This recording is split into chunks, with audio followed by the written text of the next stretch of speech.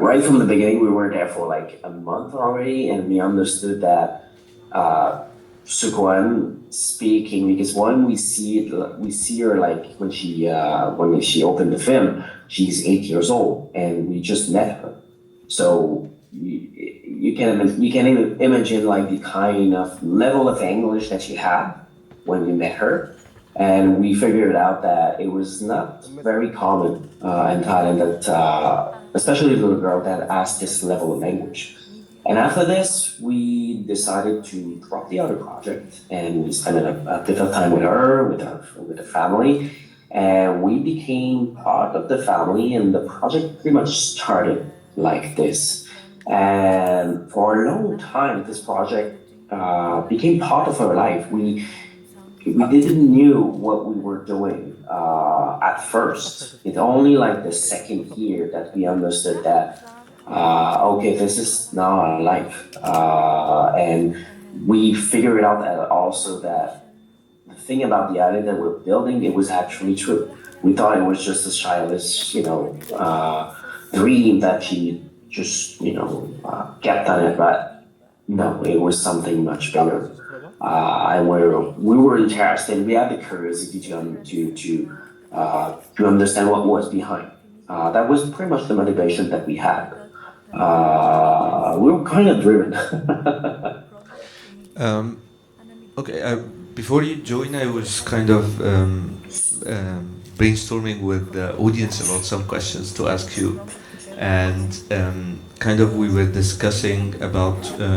I co-direct all my previous films, and I'm a filmmaker myself, and I know how challenging it is. And in the film, I see that you are co-directing it with someone else, and also I know how much it's challenging to work with language, especially if you are not kind of fluent in the native language of the country that you are filming in. So could you a bit talk to us, about, I was brainstorming about this, the design process of making the film. Yeah. So we started this project, Brian and I, and since the very beginning, we're close friends, and we didn't hard a lot during the whole process, because the film took almost 10 years to make, and we were only two on the set. So she was doing the sound, I was doing the camera. And in the end, as the years goes, we getting better and better and better together. We don't have, like, for example, in movies, we have a lot, because I work as an editor as well, so I see a lot, of microphones in the shot. It happens, it's just part of the filmmaking process. But during that film, maybe I think we had 4 or 5, and we had 350 hours of rushes. 3, 4, 5, microphone shots, and even I left one in the film as well. It's not a lot, because we were working like all the time together, and she would, like, when I was filming, sometimes she just tapped my shoulder and then we moved together, or I was like doing signs with my hands, but because we were doing shoulder, the camera was on my shoulder, so I was doing signs with my hands. So, okay, we're gonna move forward, we're gonna move backward, we're gonna get closer, something's happening over there. So we were always very close like this, and the whole film was about Brian and me talking. So we took a long walk every single day to discuss about the film, to discuss what's going on, what's need to work, what we need to investigate. So in the end, even during the editing, we didn't have a lot of moment that, hey, I really want that, and then we hug and that kind of thing. No, not at all, because both of us were working like this. And about the language, that was probably the most challenging part of the whole process, because I'm not Thai. I don't also have like Sanskrit roots in my language, because Thai comes from Sanskrit, and the only language that I know is like English and French. So when we got there, and Korean was pretty much the same, but she speaks more language than I do, because she's Kurdish, and she also speaks German and kind of thing. But those languages are so far away from Thai that we just had to adapt. And what we figured out is that when you focus a lot on what you do, on the subject and on the human beings, you figure it out that you can understand what's happening. You can understand, even if the people are different, even if we're in the middle of the jungle, so it's sure that those people are different and they are from a different, different everything. And what we figured out is just if you slow down and focus on what is happening in front of you, you kind of understand. So when we figured out that thing, things went extremely well. It's true that I had to learn the Thai. I took classes and everything, and as the film goes, I understand more and more what's happening. I'm better at understanding than speaking it, but it really, really helped. Because even in the end, like the film, most of the film is in Thai. We just have a couple of scenes like in English. So we had to translate everything. And sometimes when we received the translation were not good. At first, I didn't know. But when I got better, in the end, I remember a couple of scenes, I said, that translation is not good. We have to go back because it's not what they say. And we would go work on that. And also when you edit films, you also have to redo the words because sometimes words are said maybe later in the scene and you have to bring it closer, like more at the beginning, or you have to edit to know what word to edit. You have to kind of understand what's happening. So yeah, it was it was very challenging. Especially that language. Thai took me 2 or 3 years to understand what they were saying because it's so it's a tonality, like it's a tone. They have tones, different tones, like 5 different tones, and also dialects. So and they mixed pretty much everything. But 3 years just to catch what they're saying. But then again, like I said, if you just slow down and look and take a step back and try to understand what's happening, you kind of gonna understand because in the end we are human. So human languages, like body languages, pretty much the same everywhere in the world. So there were a question here, one of our audience, a filmmaker, and he was asking about the static language of the film, which I double him. And for him, he was saying, I don't double him in this, that for him the film purely looks like a fiction, but it is categorized as a documentary. And I'm very interested in this hybridity of films, and I participate making films in that format, but maybe my question is about why you choose this static language of kind of filming that looks like fiction, but it is a documentary. Yeah. So what is the reason behind this static language? Yeah, it became very, very natural when we made the film. The film is not staged, so we didn't I know it's sometimes a documentary, we stage things and everything. It never worked in that one, never. We tried, and it just didn't work. So we figured out that we're just gonna be there and film and let it go. And we didn't have much time to place the camera. The camera's on my shoulder, and we have maybe like 5 or 10 seconds, sometimes 2 seconds, just to place ourselves.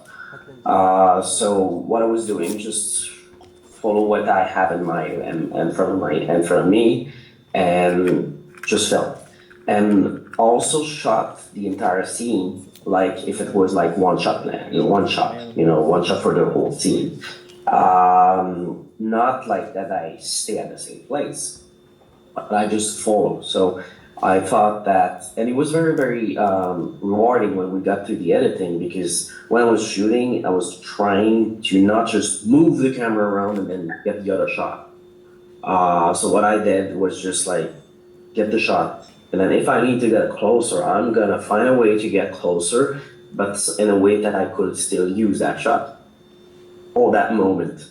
And it gave us plenty of like, stuff to work with. And as the filming went, we also got closer and closer to these people as a family. So when we got closer as the film goes, also in time, when you get to the end of the film, the shots are extremely close.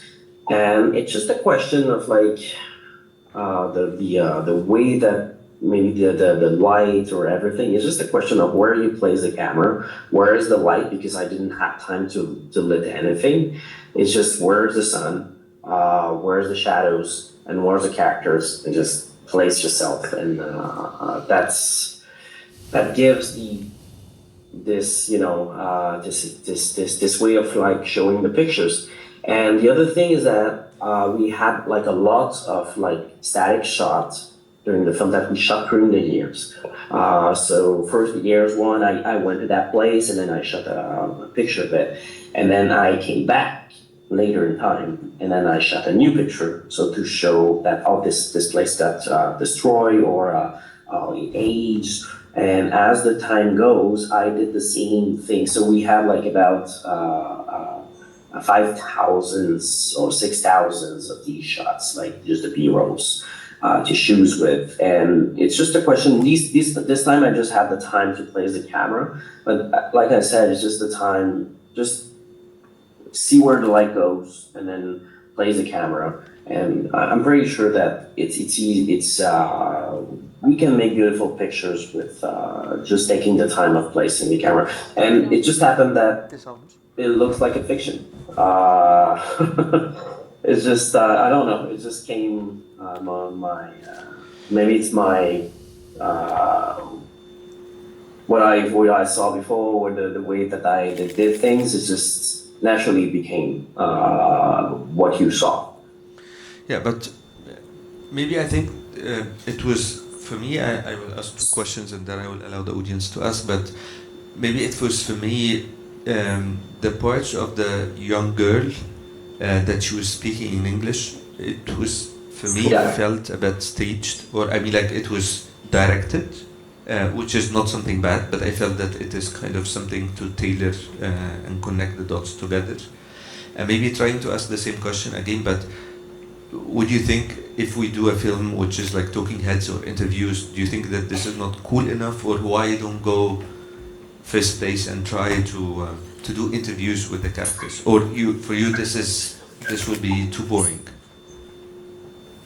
Yeah, so it's true that it was very different. All the interviews that we shot in the film, because they're just like the one at the end of the film, it was shot like the first year because we didn't know what we were doing. And the other thing is that when we shot the in front of the car, we just asked Sukwan, hey, take care of one of your story. We're just gonna find a beautiful place. I placed the camera, and then she read our story, and it was a one shot.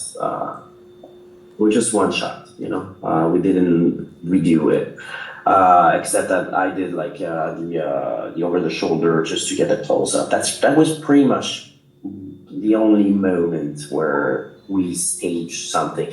There was the moment also when she told the story about the Yuki, like the eucalyptus tree that is like that tells about the seasons and everything. Like I said, just like, hey, Sukwan, just tell us a story that you have in your head, and then tell us a story of what's going on. And then when she zoomed into the garden and she told us like 1,000 things.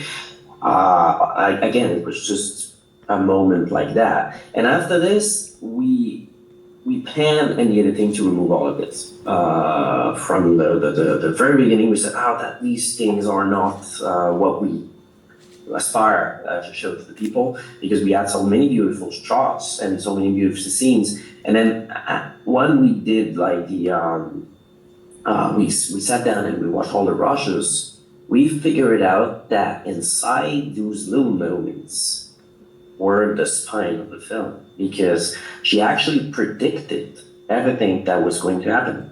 Every single thing that were to happen later on, she predicted it when she was young. So that was quite a surprise for us in the editing process. So we shot all these things without knowing what we were doing with these. And then it's later on that said, hey, we cannot ditch this away, because this this is like the parallel of the film, like in another zone, when she was super young, and then she tell the same story. So yeah, it was kind of staged, but no at the same time.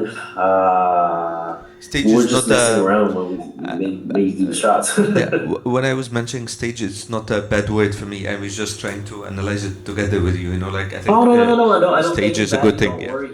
It's more like, yeah, it's a bit more stage, but Yes. like I said, we try to direct in the film. Say, hey, okay, we're gonna try to talk about this and that kind of stuff. Like sometimes we do in documentary because Yes. sometimes we have to do it. Yeah, yeah. And really, it never worked. Never worked. We just lost our time. Another situation maybe, but these family, they reacted very in a good way, and they give us all what we need when we just there and just filming and like disappearing from the whole space. Yeah. I will ask another question, then I will allow the audience. But Yeah. it seems you take a long time to make the film, many years. And I mean, like Yeah. for a Canadian production, I work with Germany, Switzerland, and Holland, and I know that it's mostly state money. So to get this funding from Canada to go to shoot a film in Thailand, I know how challenging it is, and especially if you are taking all these years. So could you tell us about, yeah, the production process of making this film happen?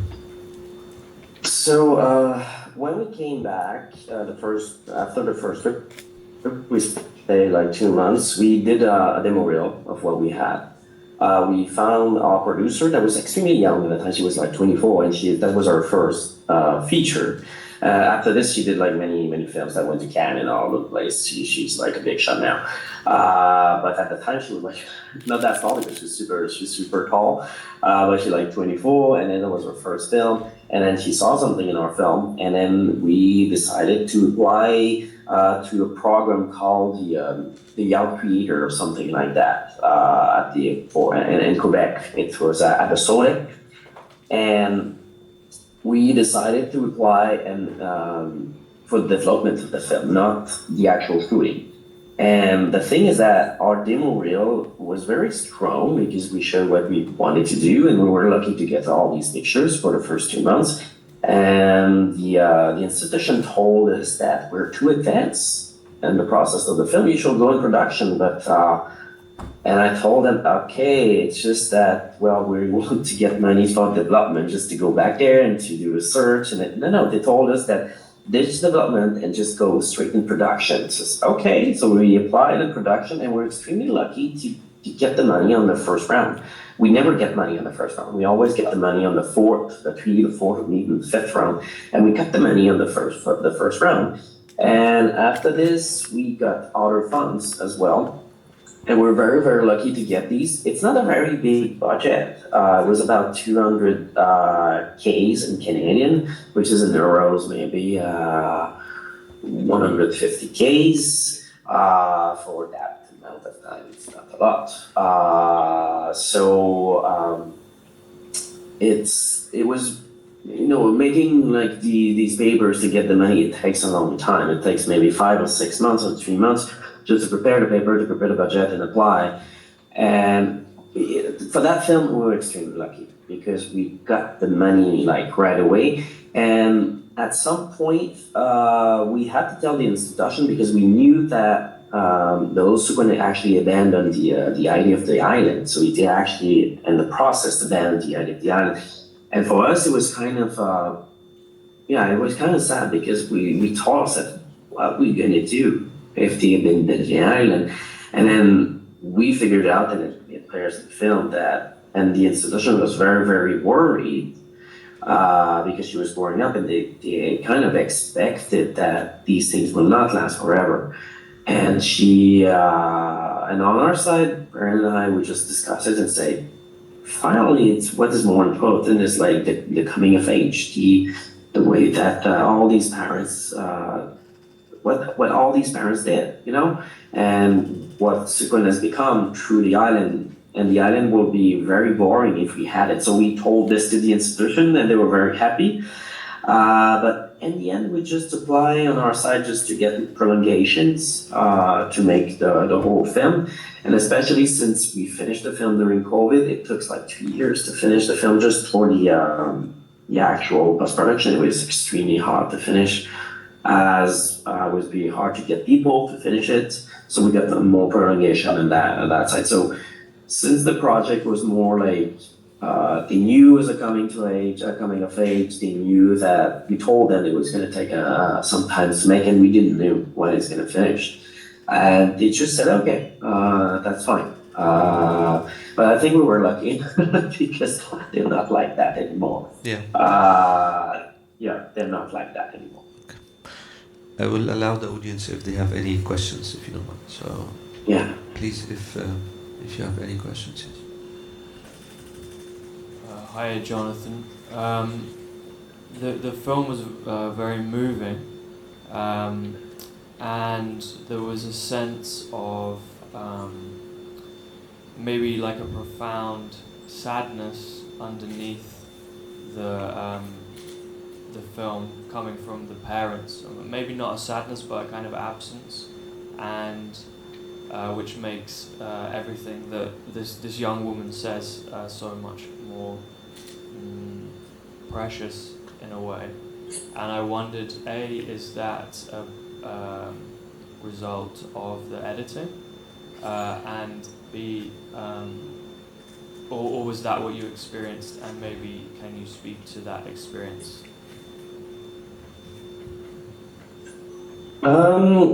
Yes and no. It's just that what we try to do with the film is that we cannot tell, we got footage even after the 7 years of shooting. We cannot tell like 9 years of 9 years of experience in 90 minutes. So what we did is that we tried to synthesize, and we knew this family like so much. And all the texts that we hear from the voiceover come from Sukwan. So we took them from stories that she wrote. We also asked her like question A, fill our notebooks, we ask you question, and fill the notebooks with whatever comes to mind. And after this, when she got older, she wrote essays to us and everything. And also we did interviews just with the phones on the side, and we just talked to get the information, and then I took notes. So pretty much everything that is in the voiceover comes from moments of these notebooks, essays, or interviews that we did when we spoke. And also we understood what was going on in the family, because all these interviews we also did with the parents as well. So in the end, the sadness that comes from, like, I asked Sukwan at some point, say, hey, what will happen if you go away with the island and everything? And then she was telling, oh, my parents gonna take care of it, yeah, but I told her, yeah, well, the island is you. All the island's gonna live if you're not there anymore. And I remember she just like stopped talking for a while, and then she was like, oh, and she figured it out. That's it. She finished, yeah, and then for real.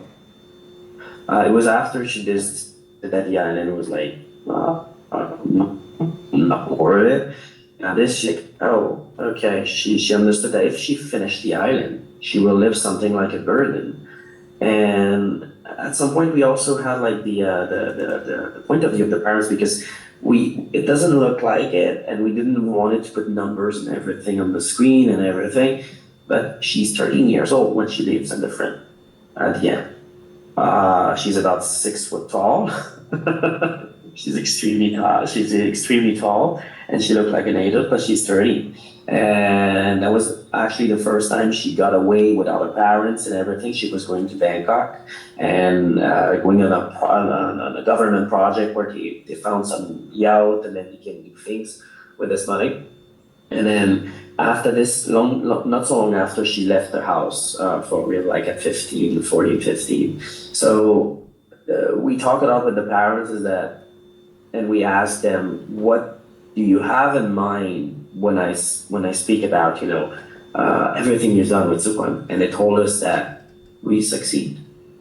we just succeed. We give an happy childhood to our child, and at the same time, I saw that sadness in the eyes of the he was bit that always happened on, and the same thing for the dad. And it's very funny because we got all these rushes, and meanwhile, I got the first child at the right before the start of the editing, and then I got the second one. It took so long to make this film. I got a second one before the end of the editing. What was going on when you got this child and you raise it, and then hey, it's time for the child to go. And at the same time, Sukwan was very, she was extremely close to her parents. So leaving the parents, leaving the cocoons were for ordeal. And she was ready before anyone else. You know, she was ready at 13 to go. She was so mature. And at the same time, she's still a child. And she got everything she needs, and it's time to go. So it's both, yeah, it's extremely sad, but it's kind of part of the life. And for them, you know, it's more about the experience that we live right now than the actual end itself. So for them, it's not the end; it's just the passages to a new phase of life. And yes, it's sad, and I know that I'm gonna live it one day too. But it's just when you're a parent, at some point you're gonna have to let your child go, and on the other hand, everyone lives it. You're gonna have to leave your parent to have your own life, and even that moment, especially if you're close to your parents, it's a moment that it's like we're in the middle of the jungle with some people totally different, and we all live the same thing. But yeah. I think time is almost over, but could we take another? No. I got a sign that we cannot have more questions. I was negotiating about this, but there is no go for that. So I think we need to thank you, Jonathan, for this. It was very nice to have you today, and sorry. Thank you for having me. Yeah, sorry for the technical problems. We were not able to talk longer. But yeah. Oh, no worries. I was also like putting my child to bed. So I was trying to get fast just to make them sleep, so I could do the interview with the two kids like on me. Yeah. Good luck. Ciao. Bye-bye. Hey, thank you very much. Have a good one. You too. Bye-bye. Ciao, ciao. Have a good evening.